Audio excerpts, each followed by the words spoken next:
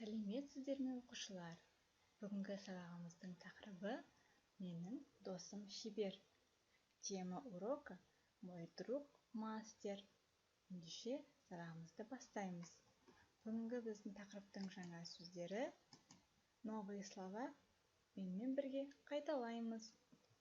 Қолөнер, қолөнер, аудармасы рукоделие. Қайшы, қайшы, ножницы, желім, желім, клей, шеберхана, шеберхана, мастерская, ине, ине, иголка, шебер, шебер, аудармасы мастер. Менімен бірге тағы да бір рет қайталаймыз. Қолөнер, қайшы, желім, шеберхана, ине, шебер. Жарайсыңдар, балалар. Мына суретке мұқият қарайықшы. Мына суретте не бейнеленген? Әрине, шеберхана. Шеберханада балалар құстарға ұя жасап жатыр. Бірінші тапсырма, балалар, сіздерге тыңдалым. Мені мұқият тыңдаңыздар. Біздің мектепте шеберхана бар. Шеберханада аралар, тақтайлар, шегелер бар. Мұғалім тақтайдан әртүрлі заттар жасауды үйретеді. Біз құстың ұясын жасаймыз. Бұны қолөнер дейді.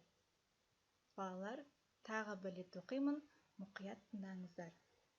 Біздің мектепте шеберхана бар. Шеберханада аралар, тақтайлар, шегелер бар. Мұғалім тақтайдан әртүрлі заттар жасауды үйретеді. Біз құстың ұясын жасаймыз. Бұны қолөнер дейді. Енді тапсырмаға көшетін болсақ, балалар, екінші тапсырма жазылым, письменні. Бұл тапсырманы дәптерге орындаймыз. Екінші тапсырма бойынша, балалар, тиісті әріптерді қойып жазуымыз керек. Сіздердің алдарыңызда 6 сөз берілген. Бұл сөздердің арасында кейбір әріптер жоқ, соны қойып жазамыз. Ал дұрыс жауабы әрине бұл бірінші сөз бізде қолөнер, екінші үйірме, үшінші шебер, төртінші сөз бізде қобыз, бесінші домбыра, алтыншы орындық. Қолөнер бізде, балалар, это рукоделие, үйірме бізде кружок, шебер сөздің аудармасы бізде мастер, қобыз, кобыз, домбыра, домбыра, орындық, стульчик. Келесі тапсырма, балалар, үшінші тапсырма, оқылым. Мәтінді оқы, читайте текст. Біздің мектепте шеберхана бар. Біз шеберханада әртүрлі заттар жасаймыз. Мұғалім бізге қауіпсіздік ережелерін түсіндірді. Инені ауызға салуға болмайды. Оны арнайы қорапшада сақтау керек. Желімді ауызға, көзге тигізуге болмайды. Қайшыны партаның оң жақ шетіне қою қажет. Мәтінді балалар оқысақ, енді аударып қарайық. Біздің мектепте шеберхана бар. На школе есть мастерская.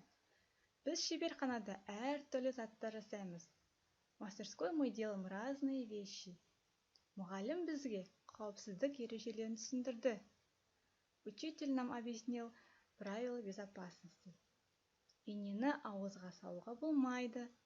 Иглу нельзя вставлять в рот. Оны арнайы қорапшада сақтау керек.